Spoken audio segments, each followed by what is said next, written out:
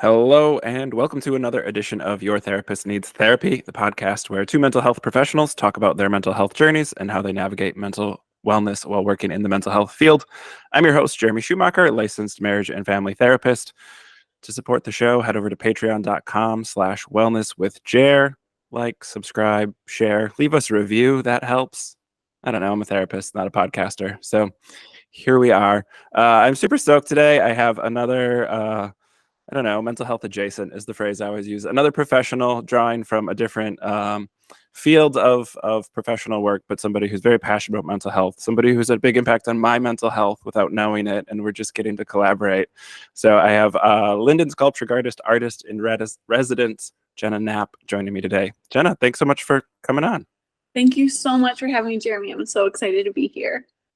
Do you want to introduce yourself? I brought up the Labyrinth right away because I want to talk about that. But Yeah. Can you introduce yourself to people who might not have heard about the Labyrinth or be totally unfamiliar with what that even means? Yeah, absolutely. Happy to. I have a sweet long history with Lynden Sculpture Garden. My background is in art. I went to Milwaukee Institute of Art and Design.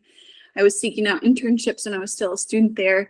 Found that place sort of magically by accident, which seems to be a lot of local folk stories because it's just hiding behind this massive fence, this beautiful 40 acres of land that is a gift that we can all go to for free 6 days a week. But I started there as an intern, got into summer camps, had like time away, and then circled back and started to do these self-care Sundays when I was really having my own space holding practice. I was in life coaching and hypnotherapy for a while, but also was always weaving in my own art background. So I was doing these like hands-on activities, drop-ins on Sundays. And just one time I was like, what would it look like if we mowed a labyrinth into the formal lawn? The formal lawn is like the area with all the sculptures and the lawn that they maintain and mow. And Polly, the executive director there, said, or what if we like try to find a permanent home for it? And a longer term artist in residency was born. That was back in 2019. So it seems this is the 5-year anniversary, which is really exciting. We never knew it was going to be that long. Because once the labyrinth was created, it was like pretty self-sustainable. The land managers mow the path every once in a while because it's carved into the native prairie, sort of off behind the formal lawn. But what has evolved is that just I continue to come back every year and do programming around the labyrinth. So more space holding that looks like sound baths on full moons and the solstice in the summer. And we do sunset candle walks through the labyrinth. So to follow the sound bath. So that's really magical. We do like letter writing workshops. We do a lot of field trips with kids where we do seed planting and prairie education in the labyrinth. So it's this gift that keeps on giving. I know that like it's something that we're opening up and giving to all the guests, but it just gives so much back to me too. And it's probably the coolest thing I've ever made and the thing I'm most proud of in my entire art career. So it's going strong, 5 years in the making, and I don't see it stopping anytime soon. Yeah. And we'll talk more about some of the events because I definitely want to plug those and put it on people's radar. But you mentioned MIAD, which is the Milwaukee Institute of Art and Design. Are you a Milwaukee resident? Are you I've been a here. native? I'm not a native. Okay. I am celebrating, oh my gosh, what is it? I graduated from MIAD 10 years ago this year. So I'm celebrating 14 years in Milwaukee, which is a chunk of time. But before that, I came from tiny little town called New Glarus, just south of Madison, Wisconsin. Graduated class of like 52 kids. So moving to Milwaukee was my version of a big city. And big city. I like the big, small city feel that Milwaukee has. Yeah, for sure. I was just curious because MIAD is kind of a hidden gem as well in the city. And so I was curious if you were a native, just because I don't know a ton of people. My media person, Ken, shout out to Kenny, who does all my makes everything I do look professional is a MyEd grad. And like, again, it's just kind of one of those, you're talking about the sculpture garden being tucked away. Like, yeah, so is MyEd. You just have this history of these gems in Milwaukee that not a lot of people know about. Yeah, that's true. So was your training and your education with art and design, was that did you know about labyrinths? Was that something you studied? What was kind of your introduction to that and getting into, Yeah, I guess let's back up and explain what labyrinths are. that would be good. Yes. Well, to answer the MyEd question, I actually studied a mixture of things there. So sculpture, performance, and video and audio. And didn't know anything about labyrinths, but sort of had this like fascination with land art, and did a class for credit that we did like a 2-week road trip across the American Southwest, where we got to see all of the huge land art. And that definitely influenced the labyrinth at Lynden.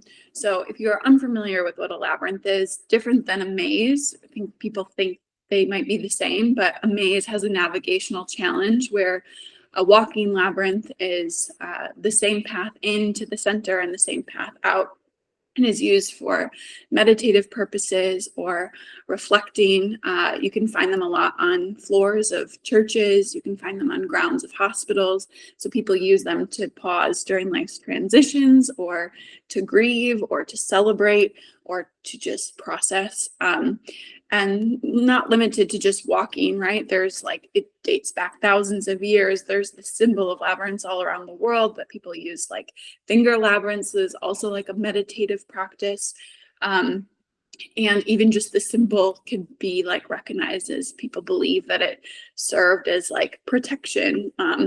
When I was originally doing some of my research, there's a lot of 15 circuit labyrinths in Sweden and along the coast, and it was believed that the fishermen would walk those before they would go out to sea, because the symbol alone would give them good luck for a good catch that day, and also influence the wind. So there's lots of amazing history around the world that dates really far back. But I was heavily influenced by the more recent history of it being used as a meditative, supportive tool for people who need a place to process. So yeah, and when I say circuits, I should also mean, that means like how many circles, or how many like layers of the onion there are before you get to the center.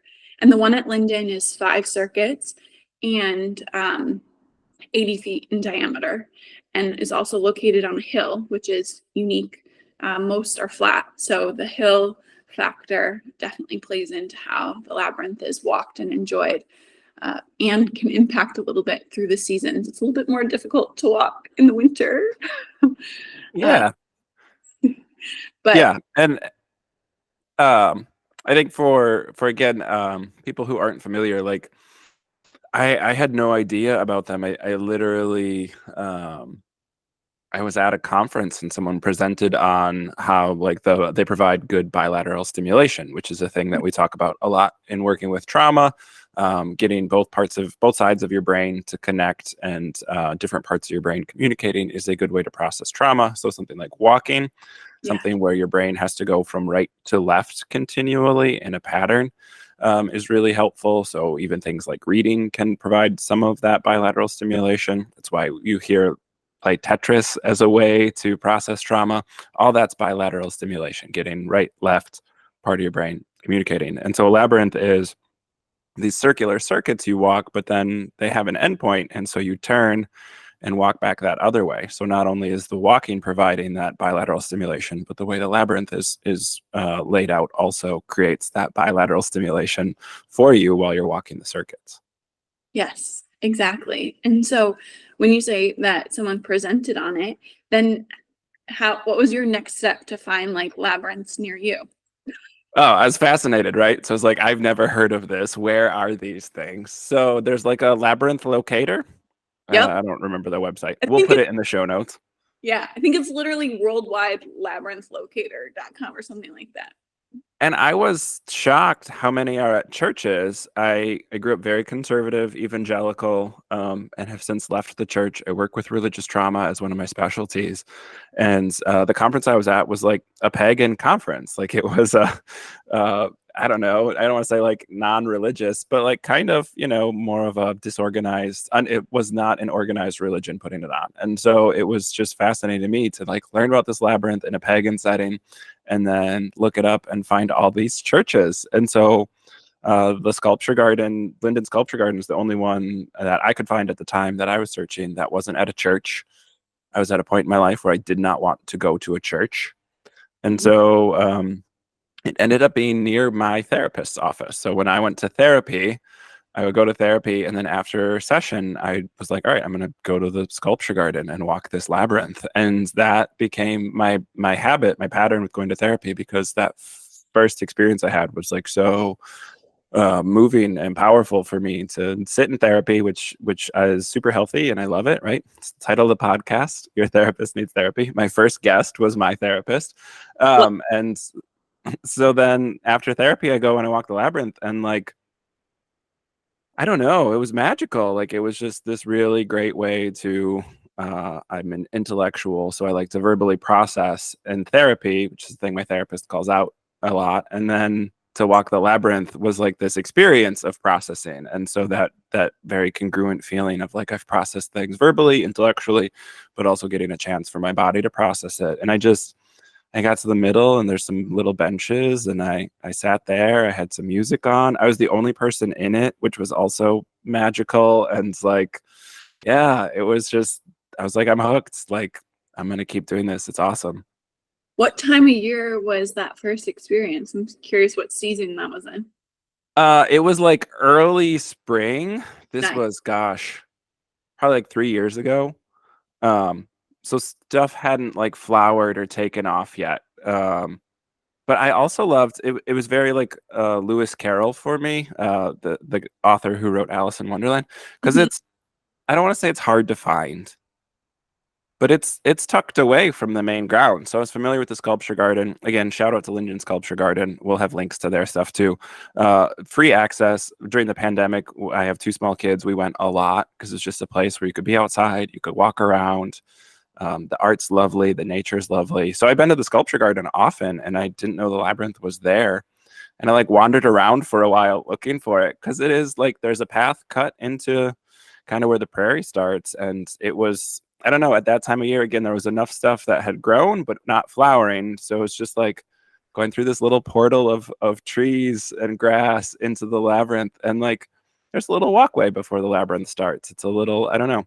I felt very transported into this other space. Oh, I love that hearing your first experience with it because I still no matter how many times I am in that space, I always feel a huge transition when you like leave the formal lawn and you take that little path before the labyrinth. Like the energy just completely shifts. And then I feel it on the way out too. I literally feel like I'm like walking through like a beaded curtain on the way out. And then I'm like, and now I'm on the other side. Like I can't put it into words, but very like Alice in Wonderland kind of does it justice. So I like that. Yeah. And there's a little like there's just a little sign that points to it, but like again it's so like charming and like oh like this is I don't want to say it's not a secret, but it's like kind of like you're in the know, like welcome to our secret little club, walk through our hidden path and enjoy the labyrinth. Like it's lovely. So that means that you were also there when the Norway maple was still standing. You knew it when it was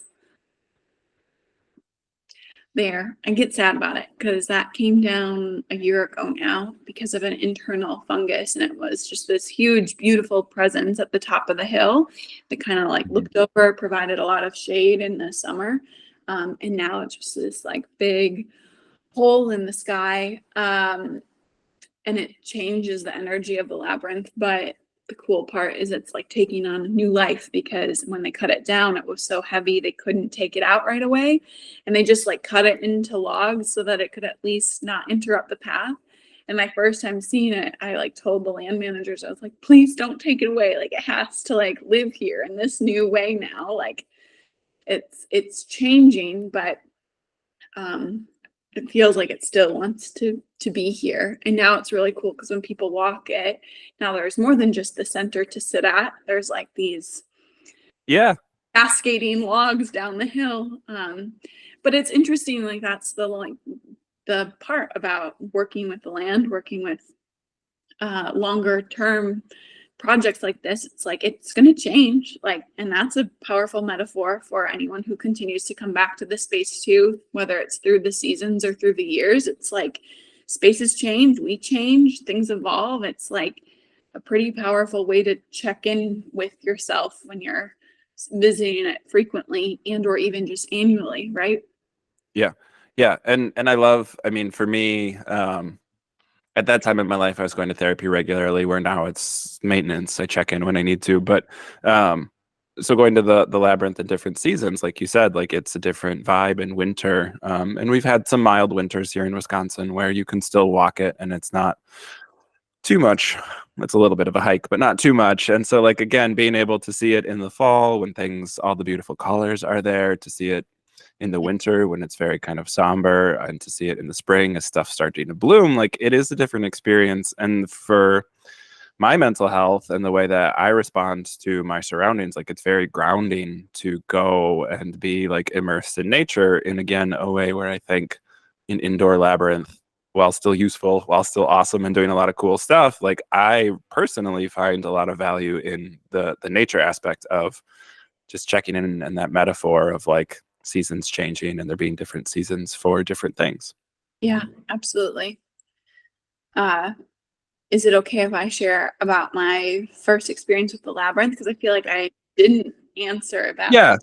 a while ago. Yeah. We were talking chronologically, we were talking about some of the Maya and some of the training, but like, yeah, let's talk about how you discovered labyrinths and got to working with it. Right. So like to rewind a little bit, in 2015, I lost my Auntie Anne to suicide, and she's like a mother-like figure, had been very, very present in my life. And that put me into a super deep depression. And I was hospitalized and ended up at Rogers in Economowoc, where I had not known about labyrinths. But there was a beautiful, simple labyrinth on the ground under these like big, beautiful pines that they took us outside when I was inpatient for, just like 30, 40 minutes one day. And I walked it with a couple of other people that were also inpatient. And I just had this like really magical experience that stayed with me. And I then also had few other experiences where it's like it started to feel like other labyrinths were finding me once I knew about it. It was like, oh, like my aunt wanted to go to one that was like a community garden, and I had someone else who took me to one that was like all lavender, and like that's beautiful, right? Imagine the smell of that. So it was really born out of a pretty hard experience and traumatic time, but I just like held on to it so deeply of wanting to be able to create the same kind of space that I felt at that moment of processing. Like you're inpatient for your mental health. Not totally sure if there can be a more pivotal moment than that. And I remember like just the idea of like going into the center, really such a strong mirror for what like going deep into your own experiences, your own mental health, your own state of like asking yourself like, what do I want next? What's going to happen after this? And then the coming back out, the like reemergence of the journey backward or back to from the center is so powerful. And so it was such a gift that when Polly said like, what if we make it more permanent? I could have never imagined that would be the route that it took, but it makes me so happy that it's just another space for people to be able to access. And I love hearing stories like yours of like, it is an alternative to churches or hospitals, and it's hard to find. It's a little bit tricky to get there, but once you're there, you know that you can always come back. Yeah. Yeah. And for people who maybe have never had that mental health crisis or been in a position, I'm a licensed marriage and family therapist. This is a thing I talk about regularly. Like, inpatient's not fun. And I don't say that to scare people. I don't say that to speak poorly of the people who work in those spaces. Like, it's super necessary and very helpful, but it's not like a little jaunt in the park. Like, it's not a pleasant experience. And so I think knowing that and other hospitals and other institutions are creating spaces like this is really great. Moving away from um, just the purely sterile white Yeah. room, people wearing white clothes, taking notes on their white notepad, like moving away from that sterile healing and looking at ways that nature can heal, looking at other ways that we can experience healing, I think is really great. But like you're saying, like in that pivotal point in your life, going deep and then coming out of it, like that's good. Like, we need hospitalization programs, we need inpatient programs for people who need that level of care, and simultaneously it's not a pleasant experience for most people. Most people don't want to go back. That's motivating for them to say, like, yeah, I need to take care of my mental health in this way so that I'm not going back. So I think like that's also lovely that thank you for sharing, but also that like that piece of it, that thing that was really healing for you, then you had the opportunity to create for other people. Right. And then it can also become a preventative tool, right? Like that, to me, in my mind, it became this evolution of like, okay, so if that surfaced in your life during like a crisis moment, yeah, to be able to have these different spaces that are accessible, that people can access before they reach crisis. And even not to just talk about it as crisis. I truly believe in it as a tool, as like celebration too. Like, I know people who Mhm. be like, really like anchor in like good moments, or we'll go that like in a season of like doing job interviews, right? Go there to interview, or go there to like prepare for an interview, or anchor in a really good interview that they just had. Like, I I've really think part of why it's so powerful is people can make it whatever they need it to be in that moment. Yeah. Yeah, it's just such a wonderful way to be intentional with whatever space you're in your life. Like, it is a space that is open to what you want to bring to it. And like, yeah, I like I said, I started going after therapy, but now that I'm not in regular therapy, I still go to the Labyrinth, whether it's to mark a passage of time, whether it's to celebrate a changing of the season or something in my personal life. Like you're saying, there's so many different ways to use it. And it's just, whether it's half hour, 45 minutes, whatever, like you can kind of go. Lynden Sculpture Garden's free, go enjoy some art, but like you can just go and walk the Labyrinth and just have that be Yeah. an intentional part of your day where you slow down and spend some time with whatever it is that's going on in your life. Yeah. And in some of the field trips that we do, we just did one recently with um Milwaukee public schools, and I feel like they were like 15, 16. And I noticed like we do the seed planting activity where they like write an intention or a goal or a wish for like the coming future. And since they're kind of on the brink of like looking towards graduation, we talked about like life after graduation, and they would write on the seed paper that has all of the native seeds from the prairie that are collected at the end of each season, and sort of like this giving back to the land, and the land can give to you. So they take some time outside of the labyrinth to think about that, write about that, and then we walk into the center together. And one thing I noticed in this last time is like the first few parts of the labyrinth, the like first two circles, maybe they're talking, they're chatting, right? And then like we get closer and closer to the center, and there's this like silence that washes over the entire group. And I feel like that's sort of part of the bilateral like thing starting to happen, where like the inner chatter and the external chatter is starting to silence, and there's just like this calm. And then we reach the center, and they're all like, you can even just feel like they've calmed down in a way. That's really, really beautiful. So, and I always tell them too, it's like, you know about this now, right? This is your little secret. We're here as a group right now, and it's a different experience being together with other people, but I guarantee you 9 out of 10 times you come back again, you'll have this place entirely to yourself, which is what you experience. Yeah, as an introvert, I really like when I'm the only person there. Yeah. No offense, everyone should go and enjoy it. I'm a big fan. Go share it. Just not at the time that I happen to be there. No, well, and so let's talk a little bit about some of the events, because I know there's some writing events that you host, and that are there. I know you last year it was nearly it was a busy ticket to get into a full moon with the sound bath. Those usually sold out. I have ADHD, so it's always like day of, like, oh, there's a full moon tonight, I should go, and I got no tickets. So some of the other events, talk Yeah. to us about what's on the calendar and what's going on. Yeah, so we did just, it'll be up on the web soon. We put together the dates for the 2024 sound bath season. We are starting a month early. Usually our first one is on the solstice, but we're going to begin in May this year and go through October. I can send you the dates. You can like put them in your calendar and choose which one to go to.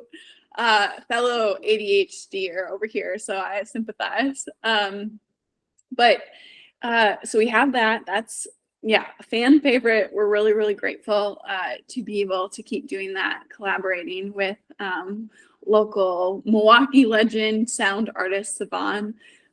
So you're definitely all invited to come out to that. We are trying to kind of do a few more things around them. Like last year, we did an ice cream social on the blue full moon. On the blue moon, yeah. Blue moon, yeah, which was sort of an experiment. We're like, well, we don't know if people are going to show up to this before sound bath. They all just got off of work. Like, we'll see whoever drops in. I think every single person who registered came for some ice cream before, which was really, really cute. But we just wrapped up a series of poetry workshops in relationship to the Norway maple that was taken down a year ago. Those workshops were called Actively Missing You. So they were grief-based workshops, which was really powerful because we looked through the lens of missing someone in the first one. We looked through the lens of missing a version of yourself that is maybe you've grown out of in the second one. And in the third one we just did right before Earth Day, we looked at like missing places and changing landscapes. And we've been like collectively generating language that will become poetry that will live on the logs that cascade down. So what's remaining of the Norway maple. And I will be carving those poems by hand into the logs. I'm not totally sure if that's going to happen this year or when that will be, but that'll be like a longer term ongoing project, which will be really sweet. But through that lens, we keep getting asked to do more of those. Like the grief workshops were really powerful. So see some more of those on the calendar. Last year I did another one of my projects called Dear Self with Love, where I invite people to come and write letters to their future selves. So we did one at the end of summer. It was called So Long Summer. And it was for like students going back to school. And with the intention that I would be sending them the letter in June this year. So like upon graduation or right after graduation. And that was really sweet and powerful. So it's not so much directly related to the Labyrinth, some of these, but inspired by and or using the Labyrinth as a space to like process and wrap your mind around what the things you're writing about are. So it's like a way to center before maybe diving into like the activity or the workshop. What else? We're also going to experiment this summer with a little like mini market of sorts on one of the full moon sound bath days, where we have like local like tarot readers and astrologers and maybe like some art vendors, like just lay out like their blankets or quilts like on the lawns of Lynden, and people can kind of drop in and get in the full moon vibes before moving on to the sound bath. So always approaching some like experimental things every year, seeing what sticks, seeing what people like, and then also just changing and evolving and growing with the Labyrinth. I'm also doing a field trip this summer with a group of kids. It's the camp called Shared Spaces, and I think there's still some. I'm not totally sure when this will go live, but I think there's still some spaces available, which is really sweet. And we'll be collaboratively making some small bell chimes that will live on a tree in the Labyrinth. So they're going to be making art that will stay in the Labyrinth, which is really sweet. The logs that you find in the Labyrinth, when we had the ribbon cutting ceremony 5 years ago, that was also the same week of a camp that focused on the Labyrinth. And all the kids painted little illustrations, nature-based illustrations on the top of these logs that could be spaces to sit.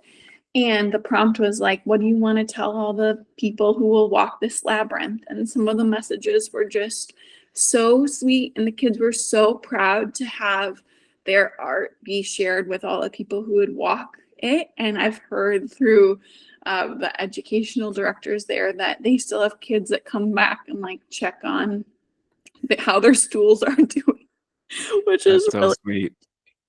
Yeah. So that's where we're at for events at this moment. But you can always keep up to date with everything on the Lynden website and under the residency page under Jenna Knapp. So yeah, there. Yeah, we'll have that linked in the show notes, and I will remind my ADHD brain to check in more regularly. I'm curious, since you shared my ADHD, not mine, a lot of people's, but mine specifically. Nature's really powerful. I've talked for very many years. I got my diagnosis like 12 years ago, and kind of got serious about advocating for people with ADHD because the research is just so terrible about 5 years ago. That went hand in hand with leaving high control religion. I've always talked about fire and water being like really stimulating for me because they're always moving. There's always something going on. And as I mentioned earlier, I love the Labyrinth because it's so different in the different seasons. I'm curious, fellow ADHDer, if nature's always been a thing for you. Is that something that your brain was aware of maybe before you were aware of it? Or is there anything that you can kind of relate to with that? Yeah, I love that question. I've always been more of a water person, like put me next to a stream or a river or the lake. Like, right, I feel so lucky to live in Wisconsin next to Lake Michigan. Like, I love going down to the lake. Honestly, I feel like I fell in love with land and trees and like wooded areas because of the Labyrinth. Like, I maybe didn't feel as excited by that or stimulated by that landscape. But when I started to learn about all the different types of plants that are in this tiny area and like actually start to follow like the cycles and seasons of the trees in that small area, it's like a whole world is happening in that tiny little space. But it does require you to like look really closely. So 100%, my diagnosis is fairly new. I got diagnosed with autism and ADHD in September of last year, 2023. So I'm still integrating a lot. Sure. And a lot of years of processing. But yeah, I think more than anything, it's just been validating to like have a big permission slip to lean into the things that do excite you and do soothe you or regulate you. And then my biggest issue, in all honesty, is just making the time to just go be there. Once I'm there, I can just be like, whoa, here we are, right? But it can be so hard to just get there. I don't know if you really. Yeah, scheduling time, like the time blindness with ADHD is real, where like I will need like 3 or 4 hours open in my schedule. And like, I know I can drive there in 10 minutes and walk it. Yes. If I'm walking briskly in like 30 minutes, if I want to spend some time with it, 40 minutes, but like I can do that in an hour. But my ADHD brain really struggles with like, oh, you have something at noon. Let's say you have a session at noon. So like ooh, like you got 3 hours. I don't know if that's enough time. Like obviously it is enough time, but my brain doesn't like that. I know exactly what you mean. And it feels like time suspends there too. I don't want to go and be like looking at my watch. I want to go and just Yeah. be like, how long does it feel good to be here? Which is Yeah. hard to schedule for. I've usually I will have a playlist that I'll make ahead of time. And it depends. Sometimes I want to really be in the nature, but if I'm doing something introspective or if I'm using the labyrinth for a specific thing, usually I'll make a playlist because music really is powerful for me too. And that mix of nature and music is really lovely. And so that's kind of how I cheat. Like I'll set my playlist for how long I'm gonna walk the labyrinth, and then I'm kind of that's my sign of like, all right, let's wrap it up That's and head good. out. And that yeah, that seems to work pretty well. Do that now with the float tank too. Float tanks are a recent thing for me, and so I like that too of like these ways to be immersed in nature, and music for me like kind of goes hand in hand with that. Yeah, absolutely. That's a good hack. I try to not have headphones when I'm in that space because I want to like hear nature, but that is I'm gonna have to try that because you also, in full transparency, you can hear the highway there. It's not full on nature. It's pretty close to the road. So I think having headphones or even just the option to put some headphones in can help you drop into the space more. Yeah, and part of my like pagan practice, I guess, is usually I'm listening to some fairly like rhythmic drumming pagan type stuff. Oh, Shout out to like High Lung and some of those bands that do like that Nordic folk metal-ish ambient metal type stuff. That's my jam. Um, so I've got some of that stuff on. Yeah, and like you said, like the highway's right there. I'm used to it. I'm a Milwaukee native. I'm 2 blocks from a nature preserve, but like it's weird because you can be in nature, but also you hear the road.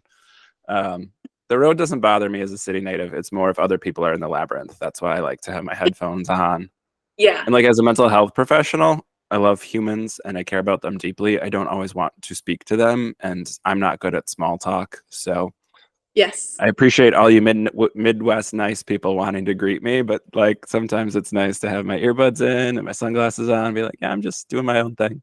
Yeah, that's a very, very good way to let everyone know like you're here for you right now. That's good. Yeah, but it's different experience. So I'll go with my wife. I'll go with my boys. I have a 6 and a 3-year-old. Like that's a much different experience for them.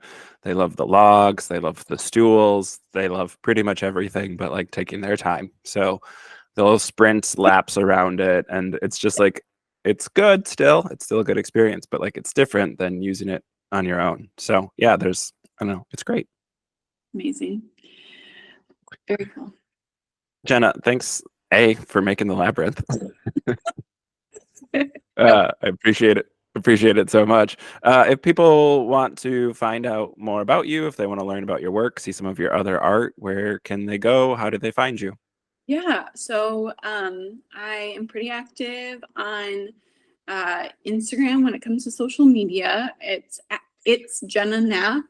I also write a weekly newsletter over on Substack, and you can find that under dearselfwithlove.substack. And that is connected to the Dear Self with Love project that I was talking about earlier. And then more of my art exists at jennaknapp.art. Yeah, and we will have show notes and all that stuff. I follow you on Instagram. We connected on there, so highly recommend that. Love some of the writing prompts you put on Instagram. I think it's a great way to like take care of yourself. I love Dear Self with Love. Like that's such a lovely concept and a wonderful idea. And some of the different writing prompts and stuff you share with that are very moving. So highly recommend following on social media and on Substack. So Jenna, thanks so much for coming on today. Thank you so much for having me, Jeremy. It was a pleasure. And And I really hope you enjoy the Labyrinth this season and have yeah. some good time there for yourself. Yes, I'm going to schedule it. We'll prioritize it. We shared before I hit record. We have someone who recently checked out the Labyrinth, who we both know, and so there's some collaborations perhaps in the work, and hopefully some cool stuff that we'll get to all meet in person for. So yeah, thanks again for coming on. Thank you so much for having me. And to all our wonderful listeners, thank you for tuning in again this week. We'll be back next week with another new episode. Take care, everyone.